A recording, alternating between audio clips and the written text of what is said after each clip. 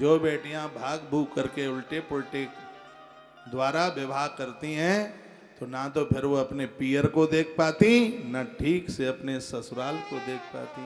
उनका तो पूरा जीवन ऐसे ही नष्ट हो जाता है। ये कथाएं कहानियां ही नहीं है, ये कथाएं हमें एक जीने के लिए ताकत देती हैं।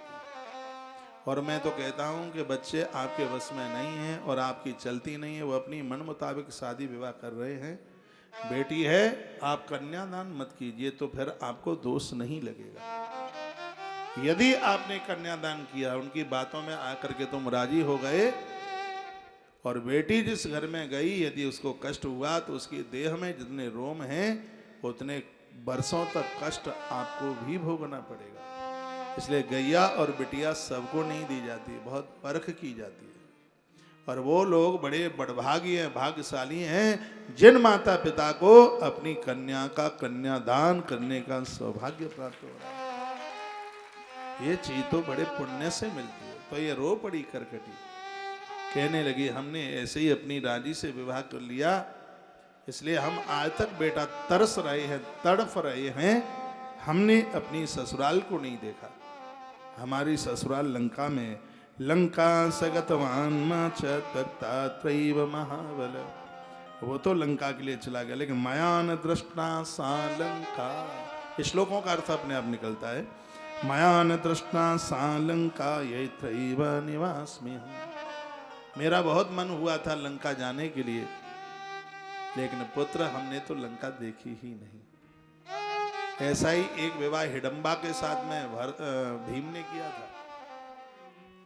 उसमें तो माता कुंती ने अनुमति दे दी, लेकिन फिर भी हिडंबा तरसती रही, हिडंबा ने हस्तिनापुर को देखा नहीं। इस तरीके के जो विवाह होते हैं वो ऐसा ही कुछ हो जाता है। नहीं तो ससुराल में बड़ा आनंद होता है।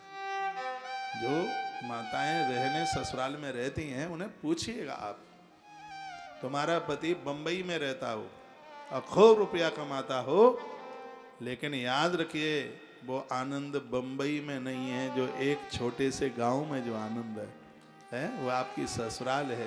पहली आरती आपकी वहीं उतारी गई है, सास ने पहली आरती आपकी उतारी है। उस जगह की तो महिमा ही अपने आप में बड़ी अद्भुत है। आंख में आंसू आ गए। मयान दृष्टा सा लंका यैत्रेव निवसाम्य हम, वो कर्कटी राक्षसी कहती है बेटा हमने तो लंका देखी नहीं, हम तो इसी वन में गुजारा कर रहे हैं। पिता में कर्कटो नाम माता में पुष्पकसी मता, भर्ता मम विरादो ही रामेण निहता पुरा।